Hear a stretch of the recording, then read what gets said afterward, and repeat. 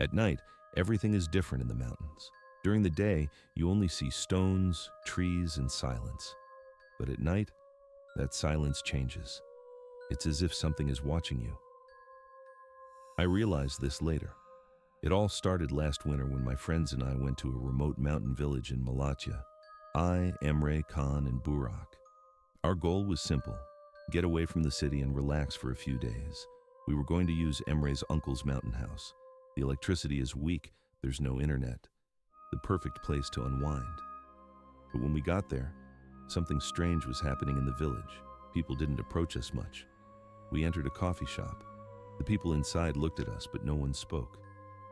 Finally, an old man approached us and asked, "Have you come to the mountain house?" Emre nodded. The man's face became serious for a moment. "Don't go out at night." Khan laughed. "Why? Is there a wolf?" The man didn't answer. He just looked at us and said slowly, "If you hear it, don't answer." One first night. When we arrived at home, it was starting to get dark. The whole area was covered in snow. The silence was so intense we could hear our own breathing. Everything was normal the first night. We ate dinner, chatted, and talked about old memories. Around 2 o'clock in the morning, everyone went to sleep. I was the last one to go to bed. I was about to turn off the light when I heard a sound. It was coming from outside. It was like someone was whispering my name. "Pablo."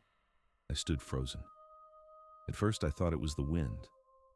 But no, it wasn't the wind. It was a clear voice. A human voice. I approached the window. It was pitch black outside, but I noticed something on the snow. Footprints. It had reached the front of the house, but there was no turning back. Second day.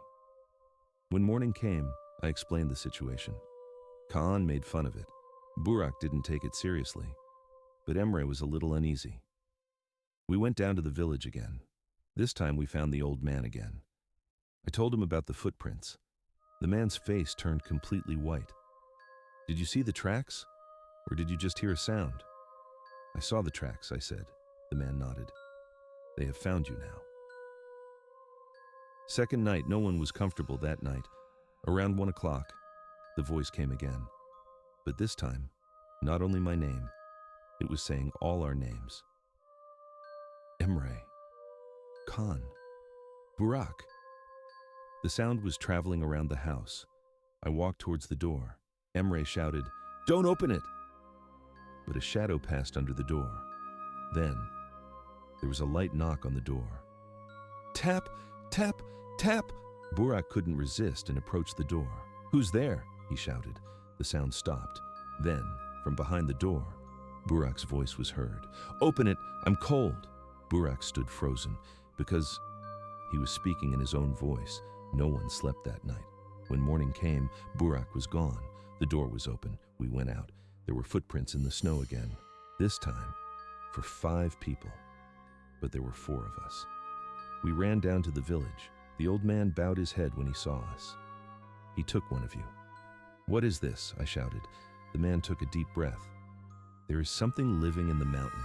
It imitates human voices. It calls out to you. If you answer, it will take you." Emre asked, trembling. "So what about those who came back?" The man looked into our eyes. "They are no longer one of you." We decided to leave the house, but the weather took a turn for the worse. Blizzard conditions set in. Driving down was impossible. We had to stay one more night. That night, Emre disappeared without making a sound. Just at midnight, his voice came, "I'm here." But this time we didn't answer. By the time it was morning, only me and Khan were left. We jumped into the car and fled the village. I didn't look back. Nothing. But on the way, Khan turned to me and said, "Last night, was it you who was talking to me?" My heart felt like it was going to stop. "No," I said. Khan smiled slowly, and he spoke with my voice. "Are you sure?" After that day, I never went to the mountains, but sometimes at night, my phone is ringing. I answer. All I hear from the other end is a voice.